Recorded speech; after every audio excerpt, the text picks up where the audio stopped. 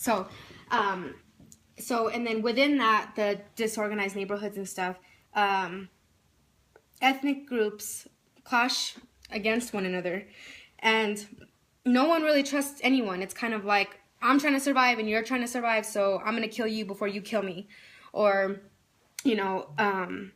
it's just that mindset of they're just doing whatever they need to do in order to survive at any cost. It doesn't matter. An example that I felt like the culture deviance theory was Flamo. He was, mad that his mother and his brother got taken away, and right away he was like, well, I'm gonna get whoever did this, I'm gonna get him back, like, F the cops, and, F my whole situation, and he was ready to just cause chaos and go after whoever pissed him off. And I can't remember the other violence interrupter's name, but the guy who worked with him was just explaining to him, like, that's not the way to go, that's not the thing to do, let me just calm you down, like, let's go for a walk, let's go for whatever. And I feel like that is that the ceasefire program worked at that point, because it is putting positive stimuli into their life and telling them, no, look, here's another way to go. Here's two options. There's your way, and then there's my way. They don't see the other way, they only see their way. So I feel like ceasefire program allows them to gain a different perspective and to look at things in a different way. But then where I see that the ceasefire program can fail is because obviously a violence interrupter has their own life, has a family, is married, has kids. Amina and the other guy did have families and kids, and I feel like, so then what happens when at the end of the day they have to go home?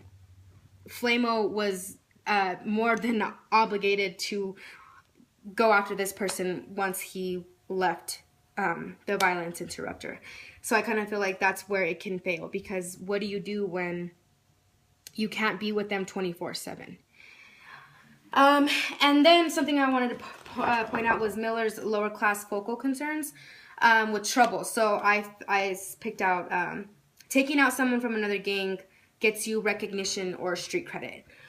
Toughness. Women fighting men, old and young people sticking up for their families. You have a reputation to keep and want to be feared. Another example was Capricia, when she was wanting to fight the boys who were harassing her.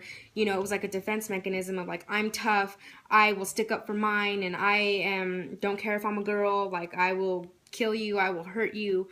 I feel like with that also, it's kind of like a necessity to be that way, because if you're not that way, I mean, you're just gonna get taken advantage of. And I feel like, you need to portray that you are tough. Smartness. They can outsmart cops, outsmart others among them to get what they want, possibly even take advantage of those who they know they can. And basically, I mean, they're only looking out for themselves and what benefits them. Excitement, causing riots at schools. I think his name was Jesse. He got hit with a stick of some sort at this school riot, and he was like an honor student and so young, and I feel like had a lot more to offer and wasn't even a part of what was going on, and he ended up dead. So causing riots at schools, shooting kids. I mean, every day a kid was getting shot. 13, 19, 24, like someone was dying every day. And I think it was like, there was like 7 shootings within 30 hours within the same neighborhood. Beatings of others.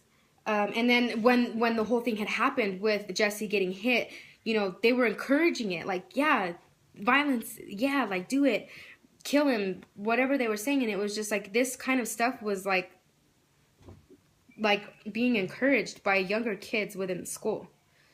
And so, I mean, I don't know. And fate. So basically, their mentality, I feel like, is if you die, well, today's just not your lucky day. Like, oh, well, sucks for you. Like, if you get in our way.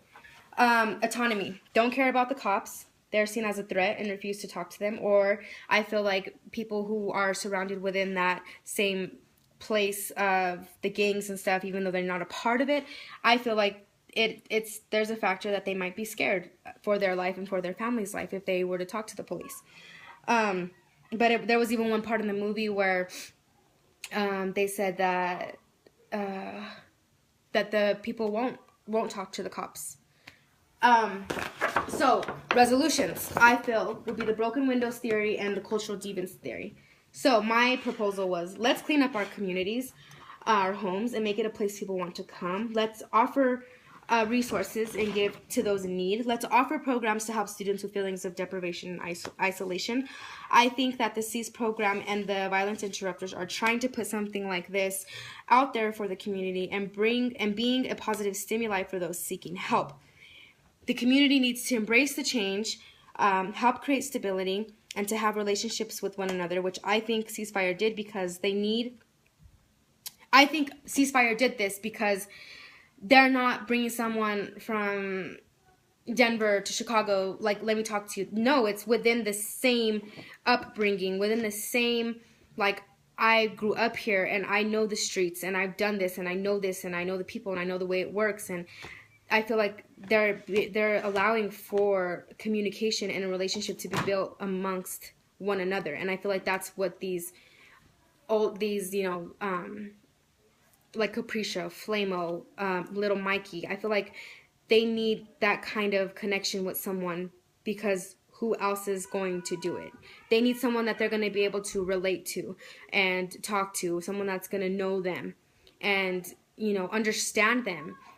You can't just bring anyone and expect that this is going to be successful.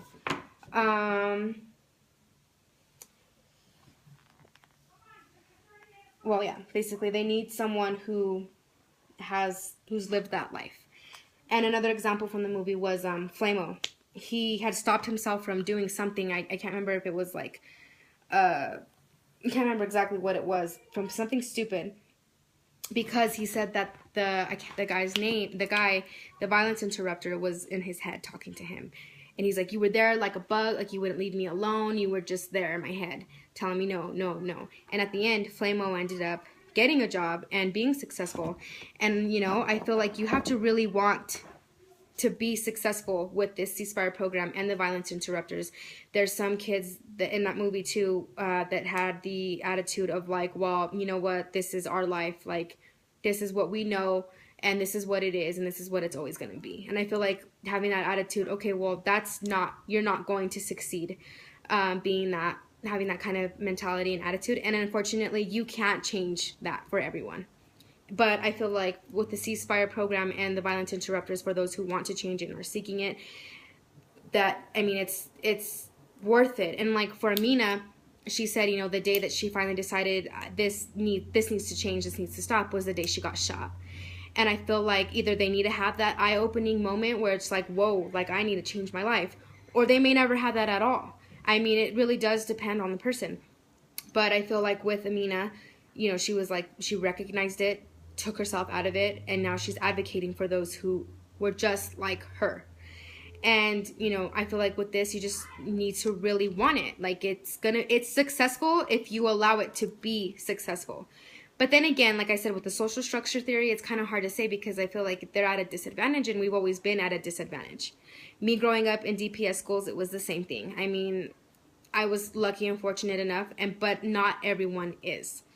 So with this, though, I feel like it's a great program. I feel like the violence interrupters are doing something great. And if they can change one person's life, I mean, that would make me the happiest person.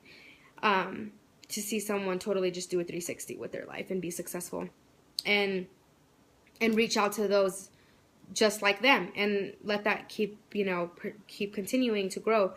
But again, with the social structure theory, I don't know. Maybe it's set up so that people of minority or of color will just always suffer and be unsuccessful. I don't know.